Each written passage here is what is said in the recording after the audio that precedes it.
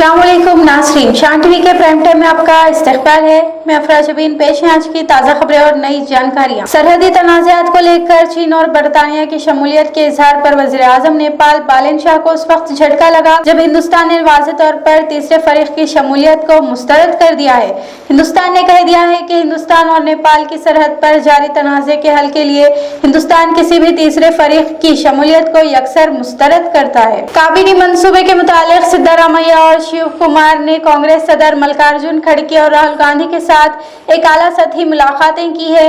Congress party की आला क़ियादत ने चीफ मिनिस्टर के लिए नामजद डीके शिव कुमार और निगरान कार चीफ मिनिस्टर सिद्धारामैया के साथ मुलाकात करते हुए 3 जून के रोज मुनक़िद होने वाली चीफ मिनिस्टर हलफ बर्दारी तकरीब से क़ब्ल काबीनी वज़रा के मुतालिक अहम गुफ्तगू की है। बीजेपी बुलडोजर सियासत के जरिए टीएमसी को तोड़ने का इल्जाम आयद करते हुए तृणमूल कांग्रेस की कौमी सदर और मगरबी बंगाल की साबिक़ चीफ मिनिस्टर ममता बनर्जी ने कहा कि आखिरी सांस तक वो जिद्दोजहद करती रहेंगी। कोलकाता में एक एहतजाजी धरने से खिताब करते हुए ममता बनर्जी ने अपने जारहाना तेवर दिखाए और कहा कि हैकर्स को जबरदस्ती हटाने और टीएमसी कारकुनों को डराने धमकाने का काम किया जा रहा है। वाज़ेह है कि मगरबी बंगाल में इंतखाबात के बाद पेश आए तशद्दुद के वाक़यात पर टीएमसी ने कोलकाता में यह एहतजाजी मुजाहिरा किया। ममता बनर्जी की तकरीर के दौरान पार्टी कायदीन और कारकुनों ने जमकर नारेबाजी भी की है। ममता बनर्जी ने बीजेपी को मुतनब्बा करते हुए कहा कि हमें बड़ा फैसला लेने पर मजबूर न करें। पार्टी के हजारों कारकुनों और लीडरान की मौजूदगी में कोलकाता के अस्पालांदा वॉइस चैनल पर मगरबी बंगाल में इंतखाबात के बाद पार्टी कारकुनों समेत TMC general secretary Abhishek Banerjee पर हुए हमले और रेलवे मजदूरों को बेघर करने के वाक़यात पर तृणमूल कांग्रेस ने एहतजाजी धरना दिया था। भारतीय जनता पार्टी के सदर नितिन नाबिन को इस्तीफा पेश करते हुए तमिलनाडु बीजेपी के साबिक़ सदर अन्नामलाई ने बीजेपी को एक जबरदस्त झटका दिया है। हालिया असेंबली इंतखाबात में बीजेपी को जबरदस्त शिकस्त का तमिलनाडु में सामना करना पड़ा था, जिसके बाद से ही अन्नामलाई बीजेपी छोड़ने की तैयारियों में मसरूफ दिखाई दे रहे थे।